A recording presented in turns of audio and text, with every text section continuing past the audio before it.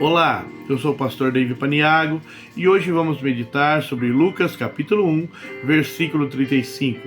O versículo nos diz assim: E respondendo o anjo disse-lhe: Descerá sobre ti o Espírito Santo, e o poder do Altíssimo te cobrirá com a sua sombra.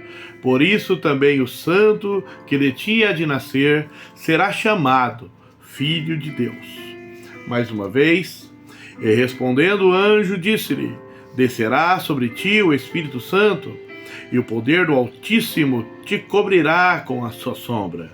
Por isso também o santo que de ti há de nascer será chamado Filho de Deus. Primeira parte do versículo: E respondendo o anjo disse-lhe. Após Maria ter questionado o que o anjo falara, dizendo: Como será isto, visto que não conheço o varão? Segundo Maipirman, essas palavras não expressam dúvida ou incredulidade, mas Maria apenas não entende a maneira como se cumpriria a profecia. Então aqui nesse versículo o anjo lhe responde. Esse anjo chama-se Gabriel. Gabriel foi o anjo enviado a Daniel na Babilônia para explicar ao profeta a visão do carneiro e do bode e anunciar as profecias das 70 semanas. Daniel 8, 16 a 27, Daniel 9, 21 a 27. Depois de um intervalo de vários séculos, ele é enviado novamente agora a Jerusalém como um arauto para anunciar a Zacarias o nascimento de João o Batista, Lucas capítulo 1, versos 11 ao 22. E agora ele é enviado a Nazaré para anunciar a Maria o nascimento do Messias. Ele identifica-se a Zacarias como alguém que vive na presença de Deus. Lucas 1, verso 19, e respondendo o anjo disse-lhe: Eu sou Gabriel, que assisto diante de Deus. Eu fui enviado a falar-te e dar-te estas alegres novas. Segunda parte do versículo: Descerá sobre ti o Espírito Santo, e o poder do Altíssimo te cobrirá com sua sombra. Em contraste com as lendas pagãs da antiguidade relacionadas com reputada decência de deuses e homens, não houve nenhuma intervenção física entre Deus e a Virgem. O Espírito Santo, por meio de um ato criador no corpo de Maria, providenciou os meios físicos para a encarnação do Filho de Deus. Jesus relacionava-se com o Espírito Santo desde o primeiro momento da sua existência humana. O Espírito Santo veio sobre Maria e o que dela nasceu tinha o direito de ser chamado santo, através desse nascimento virginal. O Filho de Deus tomou sobre si a natureza humana. A união das naturezas divina e humana resultou numa pessoa, Jesus Cristo. João 1,14. E o Verbo se fez carne e habitou entre nós, e vimos a sua glória, como a glória do unigênito do Pai, cheio de graça e de verdade. Altíssimo é o superlativo do adjetivo alto.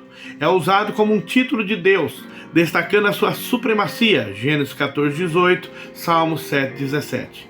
Melquisedeque, o rei de Salém, é identificado como servo de El Elohim, que quer dizer Altíssimo ou Deus Altíssimo. Na Septuaginta e no Novo Testamento, esse título aparece com a palavra grega Upaistos, Lucas 1,32 e Atos 7, 48. O Altíssimo a cobriria com sua sombra. Essa expressão sugere grande proximidade. Nós devemos andar muito próximos a um companheiro se desejarmos que a sua sombra caia sobre nós.